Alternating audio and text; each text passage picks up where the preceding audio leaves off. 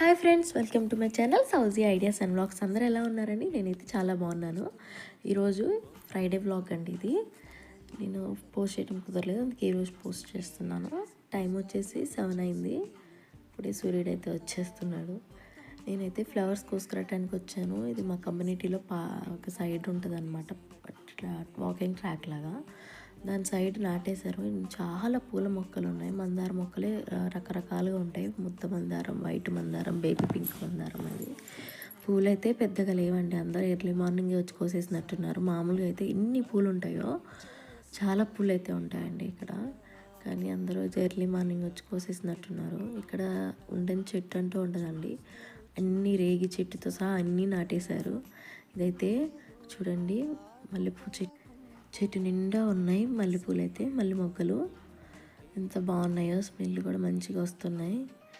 ఇక్కడ ఇన్సులిన్ మొక్కలు కానించి అన్నీ దొరుకుతాయండి. అరటి చెట్టు, జామ చెట్టు అన్నీ. ఇది ఆరెంజ్ ఫ్లవర్ అయితే నాకు ఒక్కటి చిక్కింది, అది పైన ఉంది. ఇవి రోజు అయితే చిక్కవా అనుకున్నాం, మొగ్గలే చిక్కినాయి. పర్లేదు, అవి కొంచెంసేపు ఉంటే బాగానే విచ్చుతాయి కాబట్టి ఇబ్బంది లేదు. ఇంకా మునగాకు చెట్లు అన్నీ నాటారు. ఇవైతే నాకు రెండు పూలు దొరికినాయి.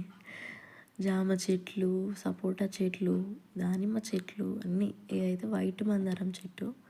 పూలైతే మొగ్గలైతే దొరికినాయి. ఇక్కడ ఒక 10 మొగ్గల దాకా దొరికినాయి నాకు. పక్కనే జామ చెట్టుకి పూత కూడా వచ్చింది. ఈ దానిమ్మ చెట్టు అండి. ఇక్కడ ఇంకో బేబీ పింక్ చెట్టు దగ్గర కొన్ని అయితే పూలు దొరికాయి. ఇది కూడా బేబీ పింక్ చెట్టే. ఇది నేరేడు చెట్టు అన్నీ ఉన్నాయండి ఇక్కడ. చూడండి, ఇన్ని పూలు అయితే దొరికినాయి. ఫైనల్గా వెళ్ళిపోతున్నాను. ఇంకా టైం అవుతుంది. పాపకి లంచ్ అయితే ప్రిపేర్ చేయాలన్నమాట. అందరూ అడుగుతున్నారు, మీరు గుండు ఎక్కడ చేయించుకున్నారండి, ఎక్కడికి వెళ్ళారని. తిరుపతి వెళ్ళాను కదా, లాస్ట్ వ్లాగ్లో చెప్పాను. ఇది పారిజాతం చెట్టు. శివయ్యకి ఇష్టం కదా ఈ పూలు. కొన్ని ఇవైతే తీసుకున్నాను. కింద పండివే తీసుకోవాలి కదా. ఇంకా ఫైనల్గా మా ఇంటి దగ్గర మా గార్డెన్లో చెట్లకి ఉన్న పూలు కూడా పెట్టాలి కదా మెయిన్. సో అవి కూడా కోసుకుంటున్నాను.